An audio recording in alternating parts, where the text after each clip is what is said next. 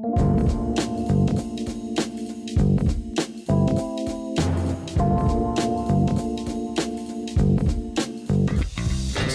it is my pleasure to introduce our guest from ProjectLine, one of the founders. Please join me and give a warm welcome to Mr. Derin Hildebrandt. Pleasure having you. Thanks for making the first show of the new year. We really appreciate it. Pleasure to do that. Good. So why don't we start for those of us, we'll kind of start where you are now, then we'll go back, and then we'll come back. Just so for people that don't know exactly what ProjectLine is, Sure. ProjectLine Solutions, sorry, why don't you give us a little bit of what your business is, what you do, and why you do it? Sure. Well, ProjectLine is a software technology company, and we sell solutions for small and mid-sized businesses. And what we do is we enable them to be more efficient and more profitable. So we sell primarily a product called SAP Business One. SAP is one of the largest software companies in the world, and we sell software to run their business. Services-based businesses, manufacturing, distribution, all over Saskatchewan, and actually all across most of Canada. So the software system that is what you're selling, you didn't develop that, you're just the party selling it? We are not the publisher of the software. Okay. So we sell it, we implement it, we have consultants that provide services, we have consultants that have accounting background, that run their own businesses, some are technical, we have software developers that can tailor the solution, we have kind of a full service offering. Is there any flexibility in that with your staff? Like, can you kind of manipulate the program, or is it just customer service of the program? No, there's a ton of flexibility, and that's why we've been able to grow the business the way we have, is that we can configure it to meet specific businesses. A lot of businesses think they have special needs, and we call them funny and different, and so we can deal with those funny and different situations pretty easily. So that's how the business started, was you got a deal with this program company? Actually, no. Okay, why don't you tell us a bit how Sure. it started? So there's a few of us that worked together at another company a number of years ago, and it was an engineering firm, and it had a software division, and we decided to go kind of our own way, and myself and another guy by the name of Daryl McClarty, we decided we were going to exit and do some other things, didn't know what. He's an engineer. He was going to go back to engineering. I was going to go get a software consulting job.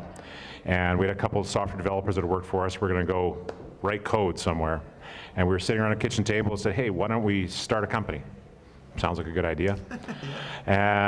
So we literally over a coffee table decided we would start a company. Thought we'd write some software for business. Didn't really know what we were going to do yet. And shortly after that, we landed our first fairly large deal.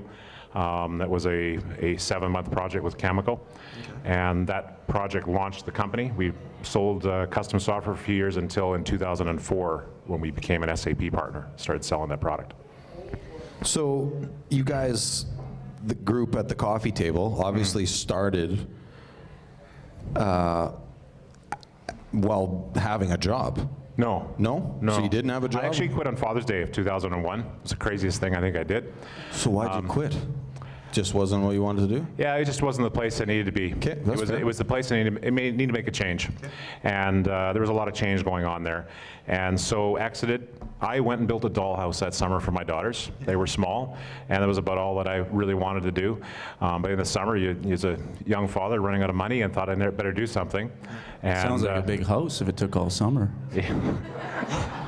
Well, I did it all with a skill saw. I didn't know what I was doing. I'd never done any woodworking before, so. Fair ball. So anyway, that was August when we decided we'd start that company. And the next day, we literally bumped into somebody on the street that said, hey, you should talk to these folks because they need some help. And so over that weekend, we got together and we started a company. We picked a name for the company, we created a website, we wrote a proposal, and landed a deal that was fairly significant. It's interesting because that I've seen that kind of theme a few times where things just kind of happen, like it's serendipity almost. Like it was meant to be that all of a sudden you're walking down the street and you get a contract. So from a guy that quit on Father's Day, you're building dollhouses, now you're walking down the street, you've got a brand new job. We'll get into more of the business part. Why don't we start, so are you from Saskatoon? I grew up south of Swift Current. I call myself a combine pilot by training. Combine pilot, that's Yeah. perfect. So you're a farm kid? I'm a farm kid. All right, I don't know anything about farms. So are we done then? Or? Yeah, I think we're done. You know what? Are there any implications for your software for farming? Not a whole lot, no. Wow. Yeah, you should have thought about that, Derin. Yeah. That could be. That's a big industry here. I don't know if you've heard. Yeah. Yeah, the agriculture is a big business. No, the only thing I really know about farms is grid roads are every mile. Usually. Usually. See, that's the best part. Usually. Anyway, so you started down there. When did you end? Like, give us a bit of a picture. So you Sure. farm kid. Farm kid, grew up in the Swift Current area, went away for a couple years of post-secondary, dropped out. Had top marks in high school, got into post-secondary, couldn't stand it. A couple years, I was learning like crazy on my own, just trying to basically build credibility, because I had zero credibility coming out of nothing and starting, you know, a basic job.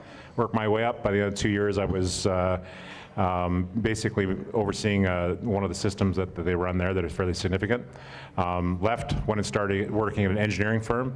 That engineering firm had a software division that happened to do training, software training. You come and learn how to run Microsoft Word, that kind of stuff. Really exciting stuff.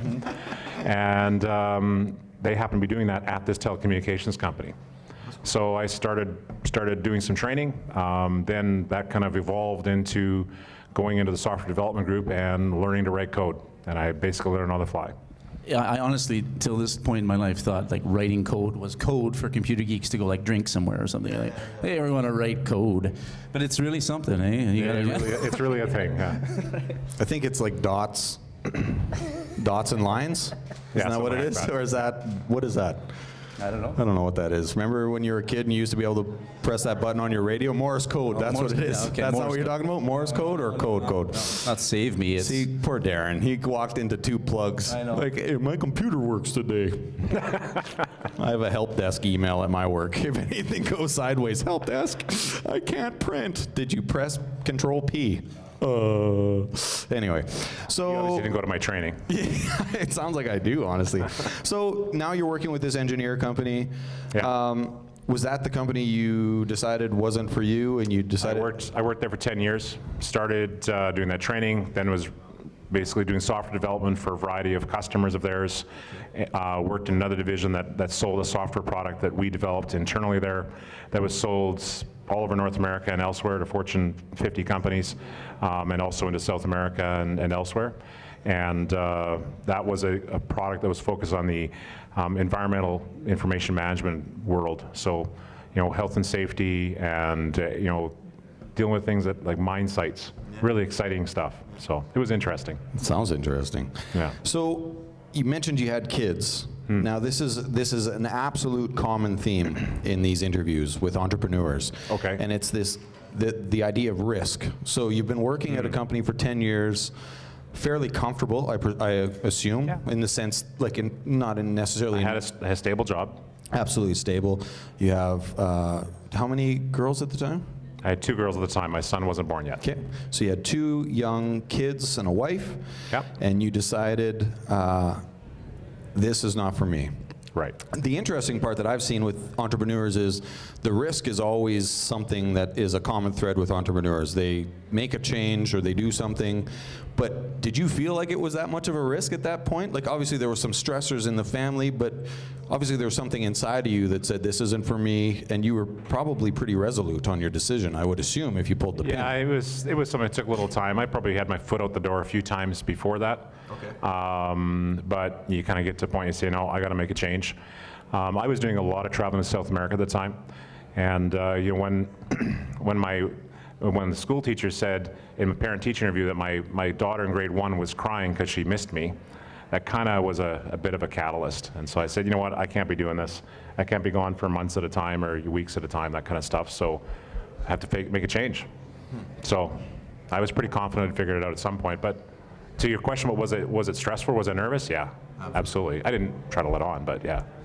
So when you pulled the pin, which I got to say is admirable, especially, which is part of the unique part about Saskatoon, honestly, that there's a focus on family here. Even Absolutely. like everybody's got a there's more important things than money in Saskatoon, which money does come because those people have a good balance in their focus, right? So you're pulling your pin, saying family's important to me.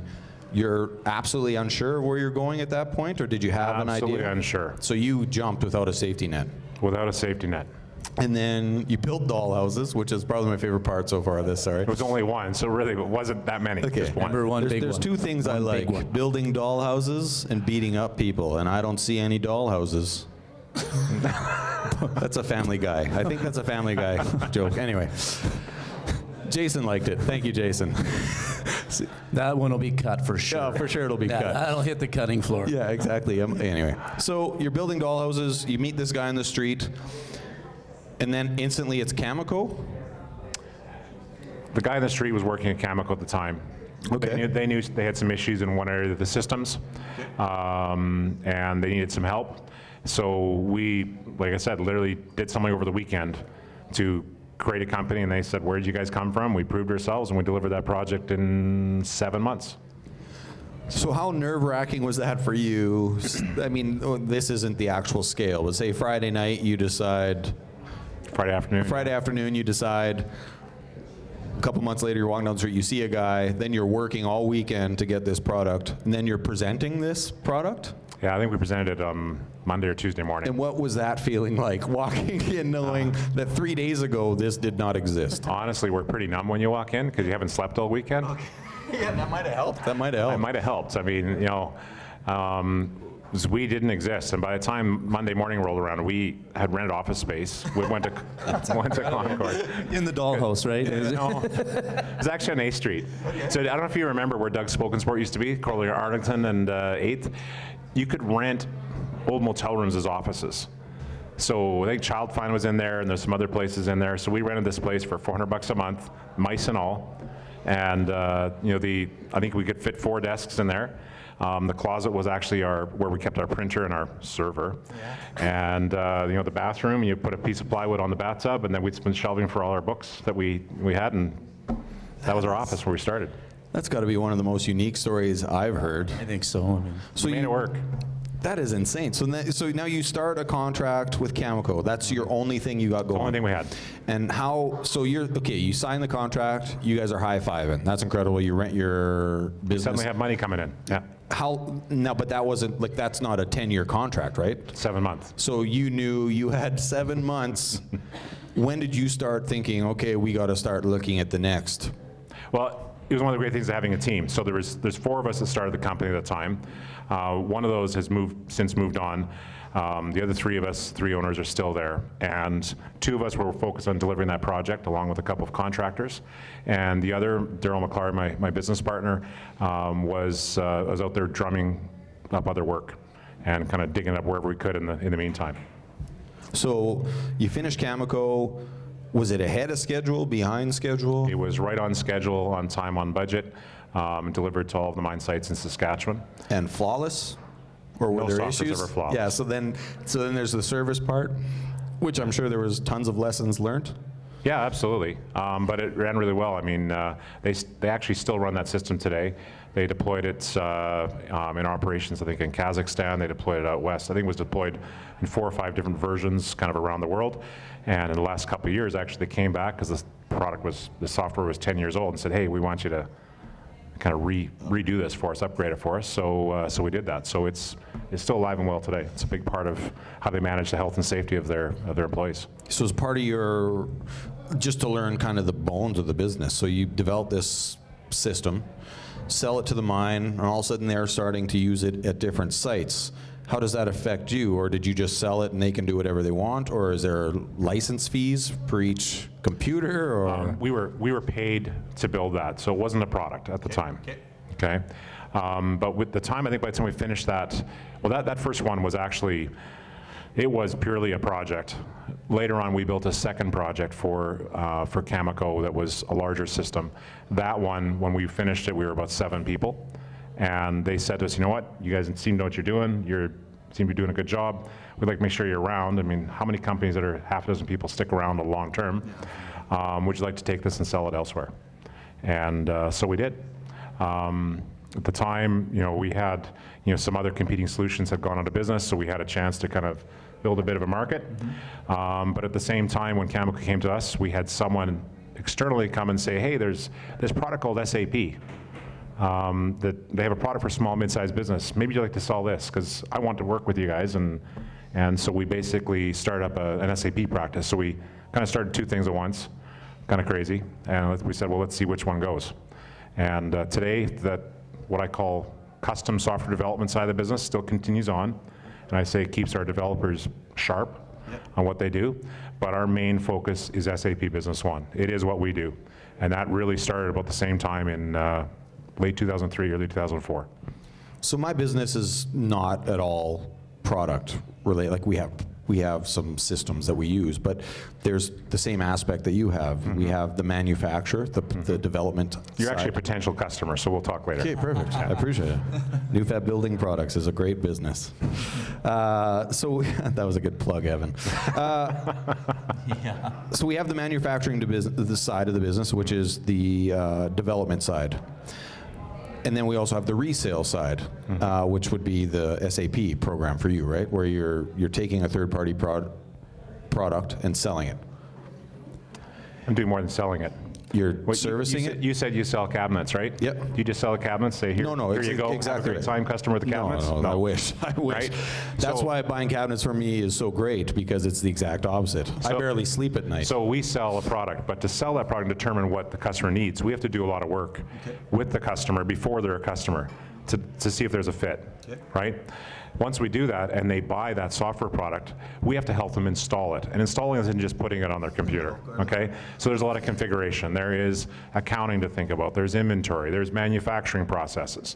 So we have consultants that are very good at looking at those processes and helping the customer to configure and adapt the software. Very similar in a sort of to if you're selling kitchen cabinets, somebody's got to go install them, make sure they fit, that the seams are all done, right? That, you know, once the plumbing is done, everything lines up and whatever else, right?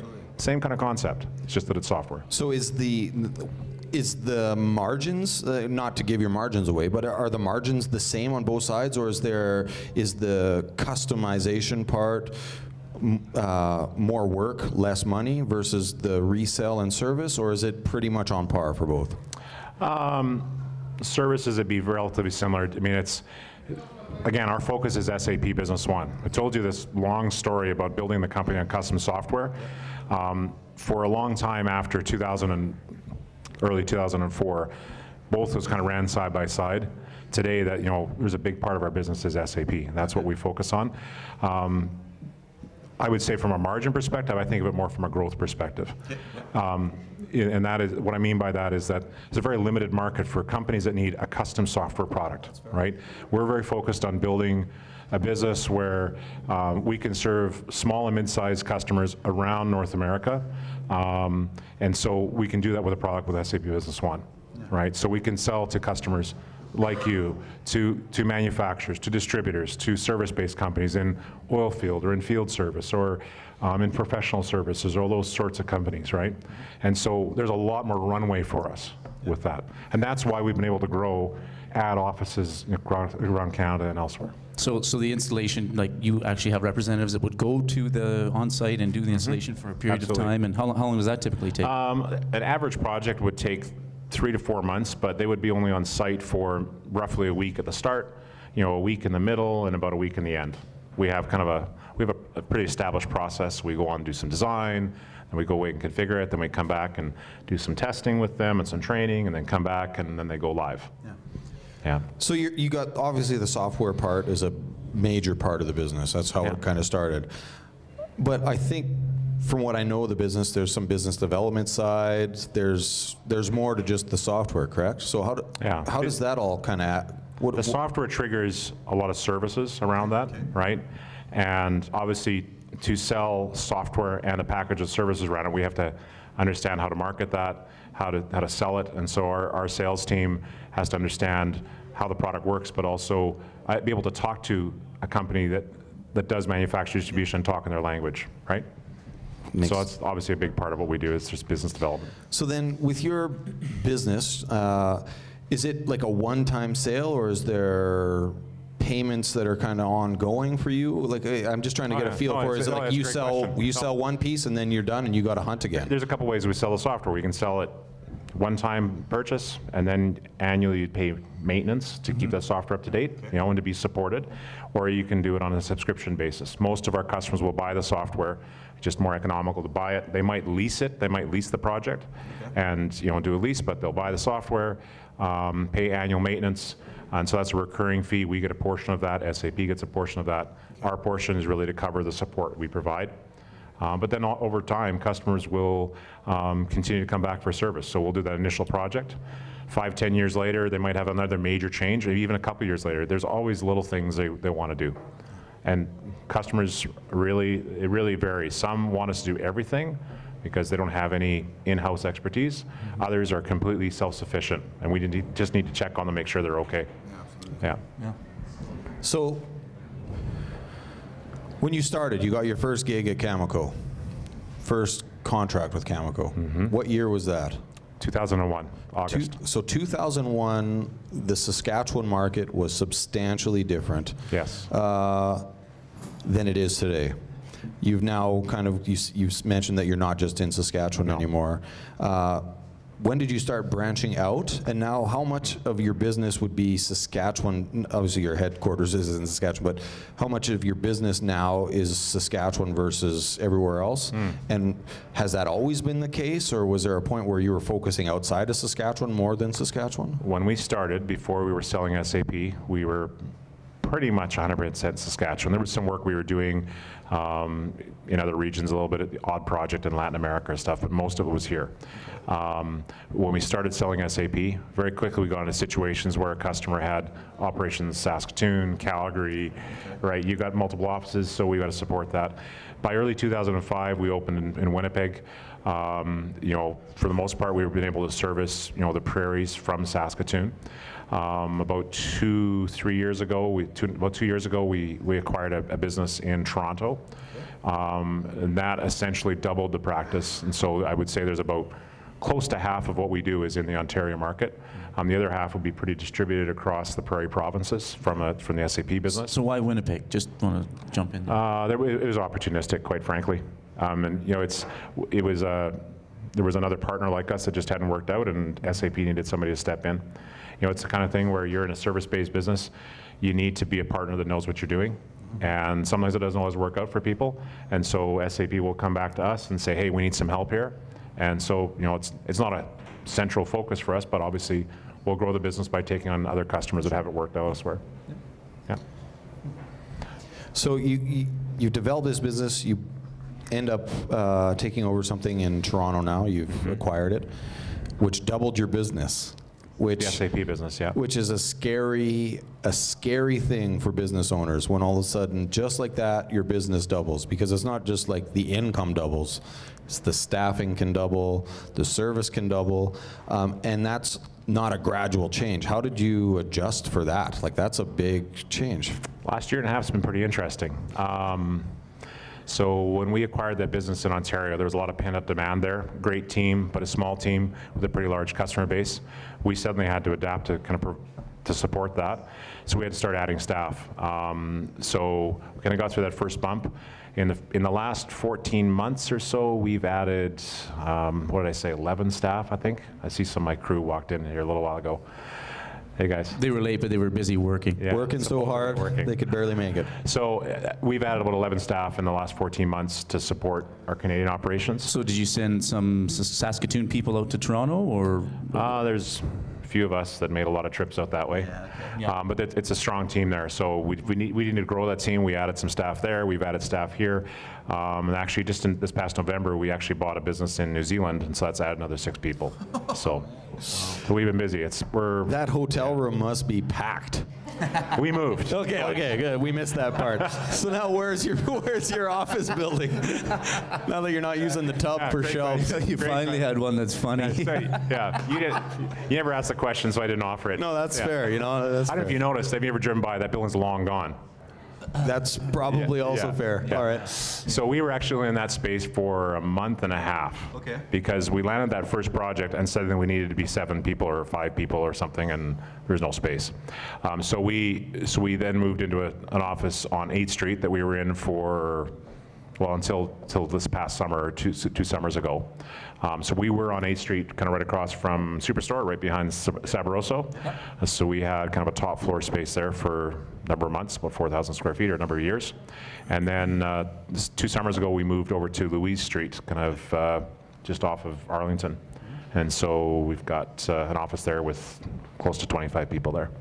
So how many staff do you have now in all of your operations? We're over 35. So, which is incredible, considering it started with you building a dollhouse. Wow. And then just walking down the street. I was the only one building the dollhouse. Yeah. One other guy was painting his house, and Okay, I'm not that's sure what fair. Colin was doing. But So you're at 35 people now. You just bought an operation in New Zealand. Mm-hmm. What is, where do you see yourself going? Where do you see ProjectLine Solutions going? If it's, or is it just kind of always just kind of happen naturally? no, you know, both of these acquisitions we've done have been very strategic for us.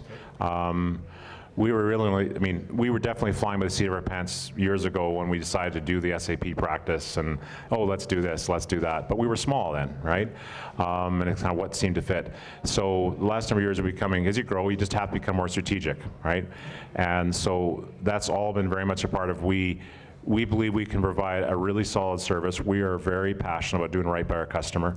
If you visit our website, you'll see that our DNA is all about doing right by our customer. We get really wired about delivering.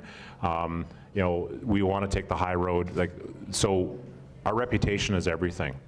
And so I get wired if our reputation isn't strong. So we believe we can take that and take it elsewhere. We're doing that in Ontario now. We believe we can push, you know, further west eventually in Canada and really kind of dominate the, you know, in what we do in our market, kind of more across Canada. And eventually we may expand to the US, but right now Canada's the focus. New Zealand gives us some other bench strength on software that we sell alongside SAP. When we sell an SAP solution to a customer, we sell the core software, and there might be some companion software we sell that's really gonna make that business shine.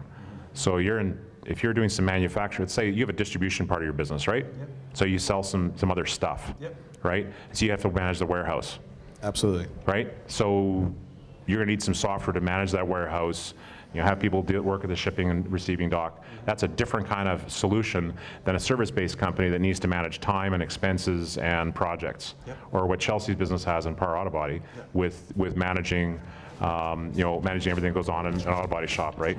So there's always kind of unique things. So we won't do something like a body shop, but we'll definitely work with a service-based company, and that's a different suite of software. Okay. So we help the customer kind of design that solution, which is SAP with some companion products.